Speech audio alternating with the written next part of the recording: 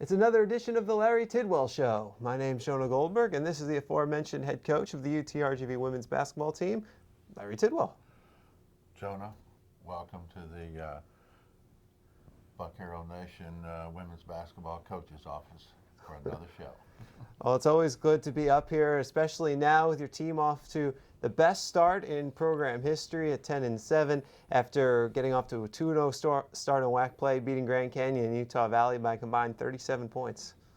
Well, we've played exceptionally good defense and very proud of what our players have done. I mean, they've really bought into the game plan. Kudos to my assistant coaches, Gabe Henry's in charge of defense. Anthony Anderson always is watching extra video, as is Hannah Burleson, as is Scott Smith. So players and assistant coaches are getting the job done, and it's fun to watch this group play together because we are buying in with each other. Our team chemistry is good, and that is so important. As we beat two teams who were right there with us, you know, in league picks, you know, Grand Canyon, Utah Valley State right there with us. We were picked in the 4th spot by the coaches, and so two nice wins. And as you follow the league, you can see that Grand Canyon played New Mexico State within 2. Yeah. Utah Valley played New Mexico State within 5. So it's sort of giving us a good indication of where we stand in this league. So where do you stand? Well, we're 2-0.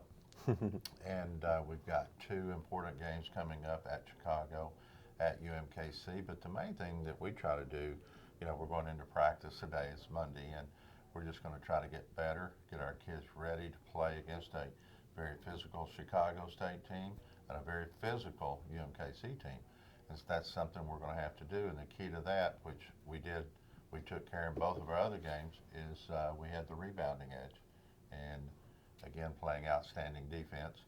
And once we start hitting a few shots, I think we got a chance to be pretty good. You talk about looking around the league and UMKC coming up. I mean, they just beat CSU Bakersfield pretty handily the other day. They beat them 16 at Cal State Bakersfield, and they really played Seattle tough also. So we'll have our hands full because Chicago State played Kansas State within 9 at their place. And we're going to Chicago State, and UMKC has already beaten Kansas in the Big 12. And so we have got our hands, we got our work cut out for us. Our hands, you know, are full with both of these teams, but we're taking care. We're going to take care of Chicago State first. That's what we got our mindset. We're focused on what we're going to do, and we're going to try to finish what we need to do. This WAC season got off to an amazing start. It was 25-4 over Grand Canyon after a quarter. Well, what's the feeling like when you look up at the scoreboard and realize that's 25-4? Well, it's a good feeling because it was on our side of the scoreboard. You know, I've been on the other side of that scoreboard too, but it's a good feeling. Our kids are playing hard. We got out to a good start. Bernice Peters was red hot. I mean, just man, she was feeling it, and we just got solid play from everybody. Nushka Maldonado, double-double. I mean, Hilder's pounding them inside.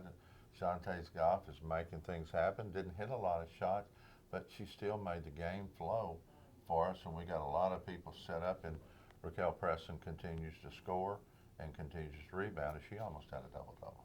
Yeah, she did, and you know, you mentioned Goff. It's amazing what somebody, you know, she's the leading scorer in the WAC in non-conference play, and you only get 2 points out of her, but she finds these ways to contribute: 7 rebounds, 4 assists, 3 steals.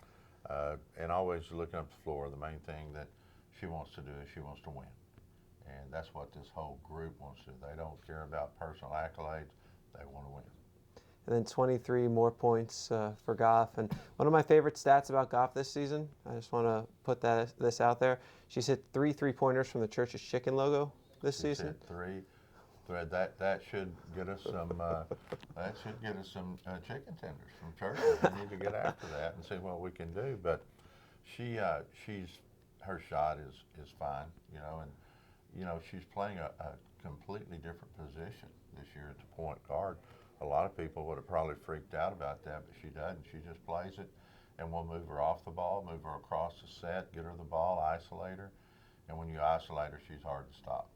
And then when you have the addition that you have inside of Maldonado, and then you've got Cartson's daughter in there, Laura Van Tilburg, is bringing her lunch pail to work. I'm telling you, she's doing a good job for me. And now we got Lele Havili back.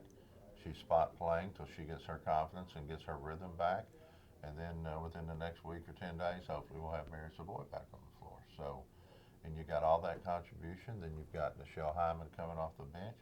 You got other freshmen that are contributing. You know, Adele Turk, Sika Kuzik, Angie Villarreal. You got Mitch Mercelita just ready to come in and do some things. So, Tristan Murphy. I mean, we've got a good team with good depth.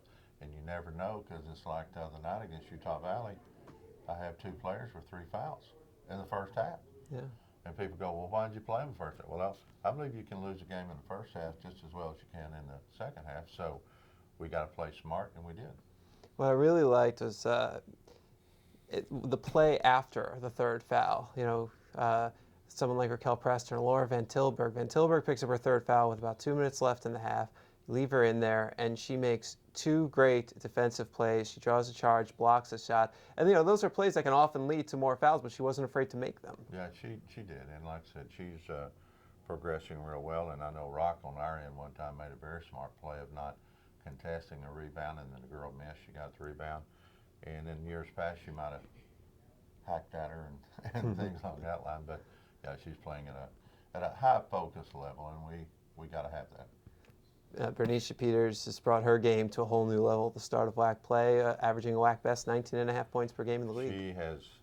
She's feeling it, and when you hit 2 threes against Utah Valley and you bank them in, you know you got to be feeling it. So, and but the thing that she's bringing too is she's probably playing the best on-ball defense that we have. I mean, we'll put her on their leading scorer, and she goes out and she shuts them down. Shantae Goff has too. I know Shantae guarded their point guard Agnew and held her to 2 points. Against 0-0 against Grand Canyon, Courtney Hayes, one of the best players in our league, I think maybe had 6 points, and those came from the free throw line. And so Shantae's done a really good job defensively, but I'm very proud of the way our posts are in there battling. They're undersized, you know. Utah Valley 6'4", 6'3". You know, players in there, we battle them and we out-rebound them, and, you know, that's the things that we got to do, and our guards are rebounding really well. What was your defense doing so well to keep these opposing shooting percentages and point totals so low? Well, I think that we knew the personnel really well. You know, some kids are not going to shoot from the 3, so we don't guard them. We get back in the paint, we give help side, and that way we get more rebounds. And so just a good job of our assistant coaches getting the game plan, you know, and I help them. Also, you know, I don't sleep at work, so, but we have a good game plan on what we want to do offensively, and we try to execute it. And again, if we ever get to a rhythm where we hit about 42% of our shots, and we go back and look at those shots, we're open, we're just not hitting them right now. And when we do, we're going to be really hard to handle. And the thing is, we have not peaked yet, so that's a good thing. As you work towards the league, you know, I'd break it down into 3 sessions. You know, you got non-conference, you got conference, you got postseason. And you sort of want to start peaking around midway through your conference season. Keep your head above water and then see what it brings. No team in the nation has played more road games than your team has this year. And that is an absolute true fact that I read in the Monitor yesterday. That's right. And knowing that and the success you had on the road and now going into your first WAC road series, how much does that help you to get ready for that? Well, we're prepared for the road. I mean, my gosh, we've gone from New York to California, Michigan, Kansas, Oklahoma. I mean, you name it, we've been there. And so we're prepared. We're very organized on the road. You know, I have Scott Smith and Hannah Burleson keep us organized on the road. When we go eat, we watch video. We won't do it on this trip, but the other trips we're on study sessions, things along that line. We brought in a GPA of right at 3, and so we're very happy about that. I want to be over 3, but with all the traveling we've done, my gosh, it'd be interesting to see how many miles we have traveled, because we have traveled quite a few. Well, 10-7 is the best start in program history. You're a game ahead of last year's historic pace. What does that mean to you at this point in the season? Well, it's nice, but we just take it a game at a time. I mean, and and I appreciate what the media relations, what you and Danny do, and you keep everybody informed, and that does create excitement for us. It makes my kids think, but our kids are locked in on a game at a time, and yeah, we want to keep setting records. That's what we want to do. We want to, we want to break every record that we broke last year, and that means when we do that, that means we're having a very good year. And we just want to continue to get better. We want to make this university proud, the Valley proud, our campus proud. I mean, we just want to do things right, and we want to get in the postseason, and that's all it's all about. And if we could ever get the taste of that NCAA tournament one time, I guarantee you, when you taste it one time, you'll want to go back and back and back. So see what we can do to keep this program growing.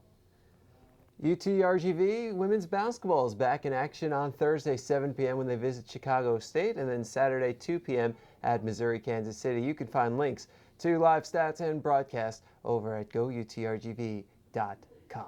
He's Larry Tidwell. He's the head coach of the UTRGV women's basketball team. Dr. J, the media relations guru for UTRGVAthletics. And we're going to keep the bees up as we try to continue to keep pace and win the WAC.